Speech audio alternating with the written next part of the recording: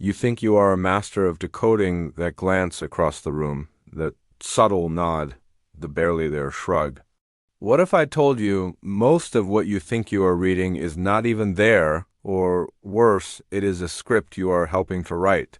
Your brain, bless its overconfident heart, is a terrible spy. It is not just about knowing if someone likes you or if they are lying. This is not about some woo mind reading trick. This is about not getting played, not falling for predictable traps, and maybe, just maybe, understanding why people act the way they do, even when they do not understand it themselves. What is the real cost of being wrong about someone? Not just socially, but in your actual wallet? By the end of this, you will have a simple, almost unsettling test you can run on anyone, including yourself, to see if they are playing the part or living the reality. You walk into a room, new job interview, first date, important meeting. Immediately your brain snaps into detective mode. It is scanning, assessing. Is this person confident? Honest? Trustworthy? You are looking for tells. The firm handshake, the direct eye contact, the easy laugh. We are conditioned to believe these signals are the truth, the whole truth, and nothing but the truth. Like there is some secret dictionary for human behavior tucked away in the back of your skull. You call it intuition. A gut feeling, the universe whispering secrets. Your brain is not a Sherlock Holmes. It is a very enthusiastic, slightly gullible screenwriter. It crafts narratives from flimsy evidence, then presents them as undeniable fact. It is less about reading minds and more about understanding the incredibly inefficient, biased operating system running between your ears. This matters. Your career, your relationships, your bank balance, they all hinge on how well you navigate the predictable chaos of human interaction. Let us start with a classic brain shortcut, the halo effect. Imagine someone breathtakingly good-looking walks into a room. Maybe they are built like a Greek statue, or they have eyes that could melt glaciers. What is your instant assumption? They are probably also smart, kind, funny, successful, probably even a good driver. That single positive trait, attractiveness, casts a warm, flattering glow, a halo, over every other quality, whether it is true or not. You attribute a whole suite of positive characteristics based on just one. This is not a conscious choice. Your brain just sees the shiny packaging and assumes the contents are equally premium. Now, flip it.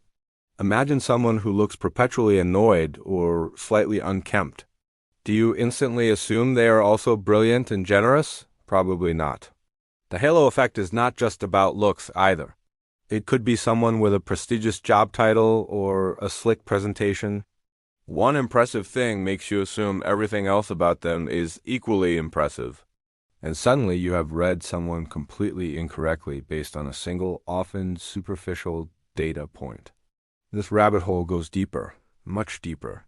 Your brain also loves to play the blame game, especially when it comes to other people. It is called the Fundamental Attribution Error. You see someone cut you off in traffic. Immediately, your internal monologue kicks in. What a selfish jerk. Probably always late, probably a terrible parent too. You attribute their behavior to their core personality, their fundamental character. They are just a bad person. But then, you cut someone off in traffic. What is your internal monologue? Oh, damn, I am running late. The kids are sick. This traffic is insane. It was an accident. I am usually so careful. You attribute your own behavior to external circumstances, the situation, not your character. Your brain judges others by their character and yourself by circumstance. This is not just for traffic. It is for the coworker who missed a deadline or the friend who canceled plans. But when you miss a deadline, external factors. When you cancel plans, unforeseen emergency. This error makes it almost impossible to read someone fairly because you are constantly applying a biased filter. You are giving yourself a pass and everyone else a harsh review. Then there is the subtle art of the first impression, amplified by the anchoring effect and the primacy effect. The very first piece of information you encounter about someone, no matter how small or irrelevant, tends to anchor all your subsequent judgments. It is like setting the price for a used car. The first number mentioned, even if absurd, influences the final negotiation. In human terms, that first tidbit, that initial handshake, that opening line, sticks like superglue. Your brain gives it outsized importance. Imagine meeting someone at a party, and the first thing you hear about them is that they just got fired. Boom. Anchor dropped. Everything they say or do after that is filtered through they are unemployed. You might unconsciously interpret their confidence as desperation, their quietness as shame. Conversely, if you hear they just got a huge promotion, you might see their quietness as thoughtful, their confidence as well-earned. That initial data point, often accidental or even deliberately planted, becomes the lens through which you see everything else. It is why first dates and job interviews are brutal. You are not just being yourself, you are managing the anchor. And people are always managing the anchor, whether they know it or not. We talk about reading body language like it is a secret language only you have mastered. But here's the uncomfortable truth. People are not just being themselves. They are doing themselves. They are performing, often unconsciously, sometimes very consciously. Think about how you act at a job interview versus with your closest friends. That is a performance. We all wear masks, often because society demands it. We are taught to project confidence, openness, trustworthiness. We are told to stand tall, make eye contact, smile. And when someone does those things, your brain, wired to look for those signals, interprets them as genuine expressions of an inner state. But are they?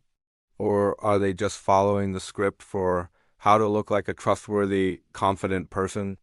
A fake smile uses different muscles than a genuine one, but your brain, if not paying close attention, might still get fooled.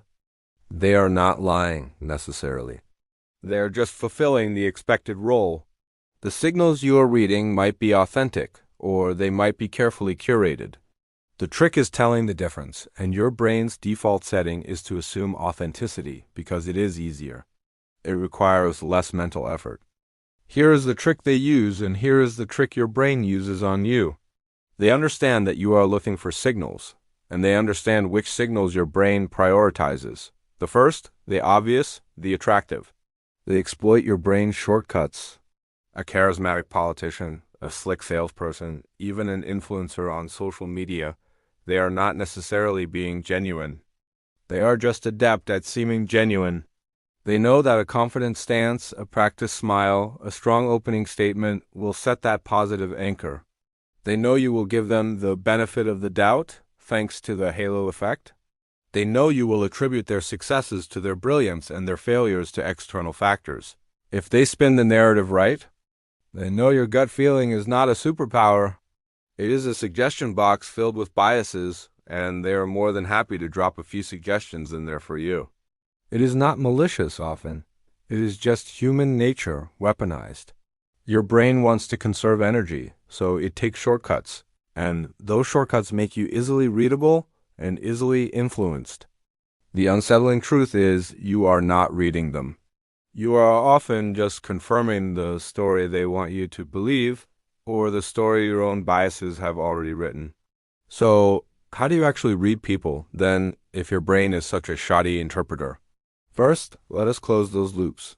What is the real cost of being wrong about someone?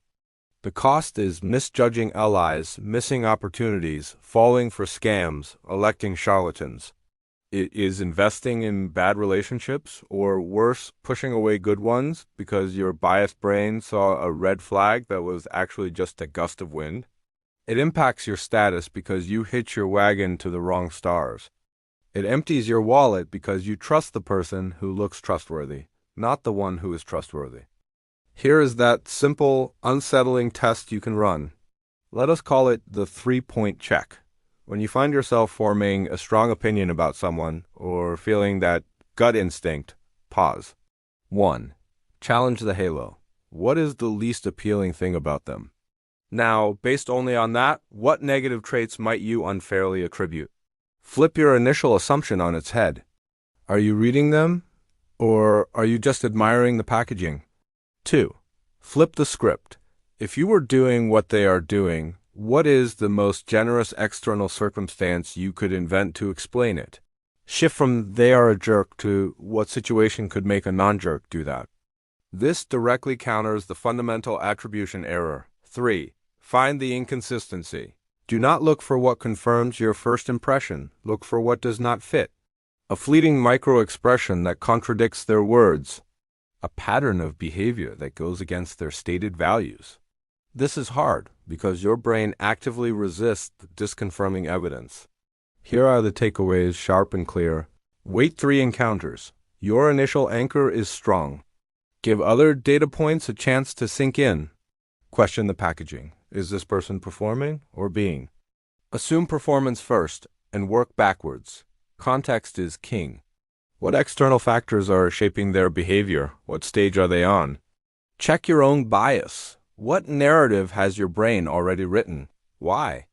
Once you start seeing the script, you can rewrite your own or just choose not to play along.